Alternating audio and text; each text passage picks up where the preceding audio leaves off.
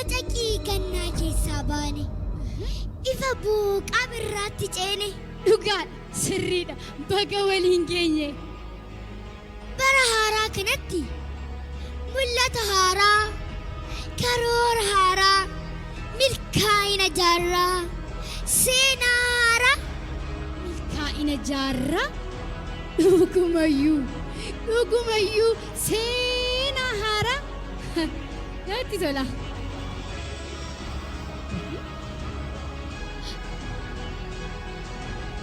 Kobe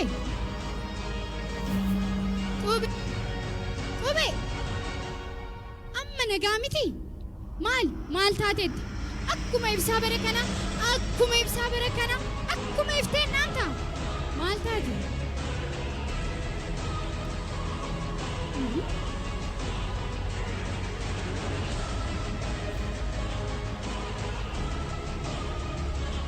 qarree silas maaltu si dhibee ati farda magaala anaan kan na dhibbisu sammuu koo hubateetu duubaaf fuuldura laala kan teellaa maal siif godhaa fuuldura kee laali malee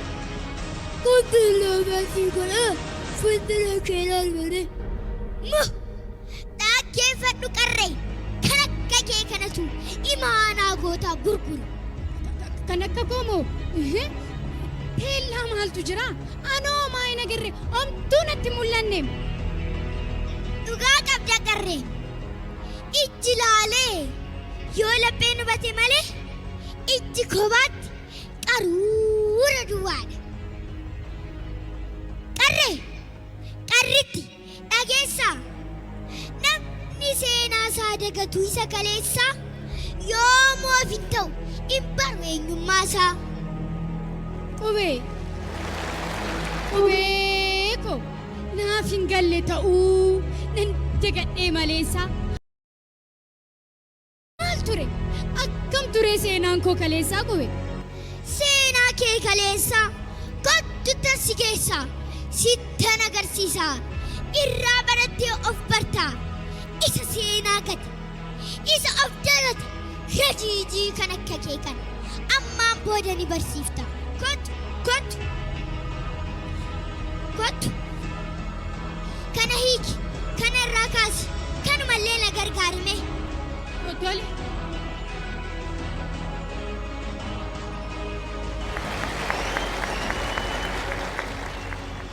qarree koo qubee koo suuraawwan kana laali seenaa kana hubadhu sirritti qalbeeffadhu as keessatti of argita xiinxaloo gaafadhu qubee koo qaroo koo eessaa dhufiinsa kee eessa turiinsa kee eessa geensa kee jiruuf jireenya kee hidda lateensa kee gootonni Oromoo warra seenaan bulee kan nuuf wareegaman kan nuuf du'an kalee deebii nutti kennu yoo of ta'uu feene jiraattis nuuf du'an ammas hin boqonne qubee koo qaroo koo naa ibsi naa seenessi of ta'uun ofumaafi seenaa koo na barsiisi qube hedduu keessaa muraasa gootota wareegaman qabsaa'ota Amboo keessaa caqas sittan hima seenaa isaanii siif ibsa tole kaanan caqasa kan darbeeyyuu na darbe ammoo eenyuttan qoosaa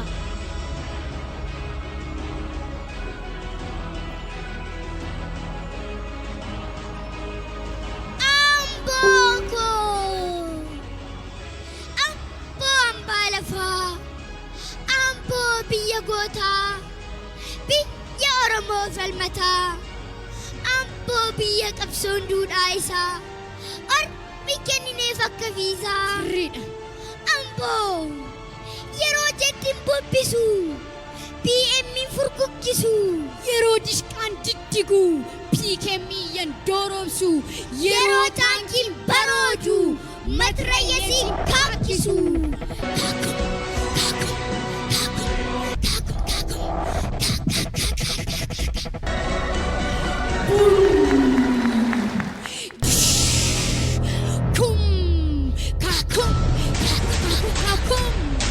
Meeshaan yeroo dhudhu dhukkeenoo lafaa qabu yeroo dhiirri wal gorra'u qeerroon keessaa bookkisa dhagaasaa itti guuree mataa diinaa buqqisa. Amboo biyya koloneela lamuu qixxeessaa maama zammiriif saugaa booji'aafaa.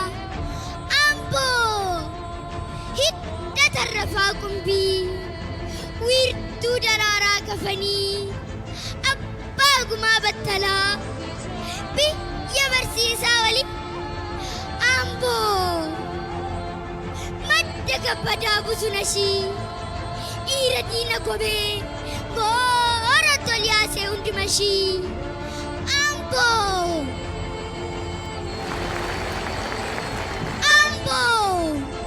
biyya sadeen gooroo kan feene roorroo shifarraadhaa fi bantii qabsooftuu dubartii dawwaadha duula biyya qusee diinagdee jechee abbaa mala biyya abba baaxaafaa bakka laataan mana.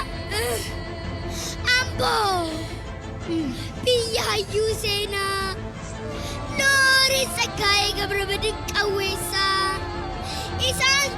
isaantu kaleessa nuuf du'e har'a nu jiraachisa.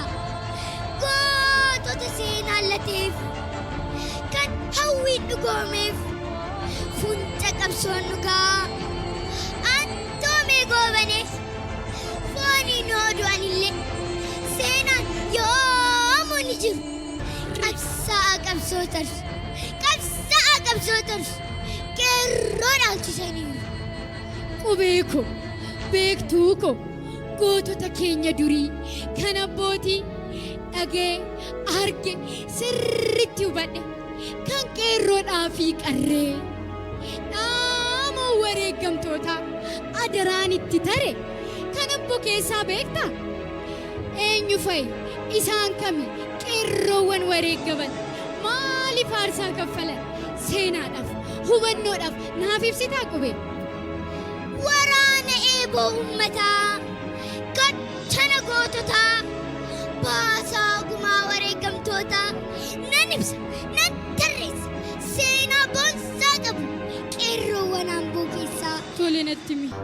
Fincilaa diddaa garbummaa qeerroo fakkii bilisummaa jaagamaa badhaanee abdataa olaansaa maamma shilma guutuu daa'imnan manguun eenyummaa isheef jettee kan lubbuu wareeggattu Alamaayyoo Hirphasaa Barataa Caalchisaa barruulee bittinsee kan lixe dhukaasa bahee kan hin galle kan dareedhaa dhabne garaatti kan hafe kan rasaas ni nyaate kan boochise haadhasaa Tigist Maammoo fi Geexee Tafariifa leencootiin keessaa fi Abbabaa Gabbisaa Nuura Saalma Girmaa Abtaamuu Baay'ataa Abbabaa Achamaa Baqqalaa Tumsaa fi Naatoo Gulummaafa dhaama abbootii isaanii gootota duraanii imaanaa fudhachuun qabsootti galanii injifannoo boonsaa ammaaf nuun ga'ani. Sirri qubee ko naaf ife naaf dhufe naaf gale qabsoowwan eenyummaan bilisummaan qabsoo gootaan dhufe. Eeyyeen aarsaa qabsaa'otaan aadaadhaa fi safuu duudhaan nuuf deebee kan hidhames hiikame kan godaanes gale. Uffata aadaa keenya uffannee faayamnee kuulamnee gadaa kaasne irreecha finfinnee jaarraa tokko fuula kaaf dheebonnee hawwine handhuura finfinnee duudhaa isa ganamaatti bakkatti deebisne.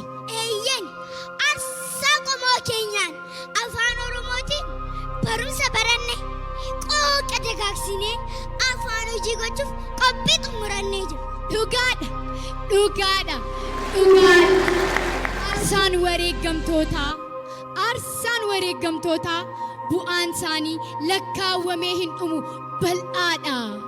Seenaa keenya dabsan soqee nu sororse lammii keenya gidirsan bilisa nuu baase qomoo mataa ol qabee abbaa biyyaa nu taasise. Qabsoo wareeggamtootaa har'a nu jiraachise dhiigni gootaa lolee xurii nurraa jijjigse lafeen gootaa caccabe nuun ifatti nu baase. Amboo goota gaafa rakkoo warra daandii tokko warra galmi tokko warra garaan tokko baga bacaqii gannaa baatanii. Baga bacaqii gannaa baatanii bifa qaburraa geessanii. Amboo akkam bareeddu isinitti toleera simannaan booqaa birraa simboo isinitti uwwiseera. Amboo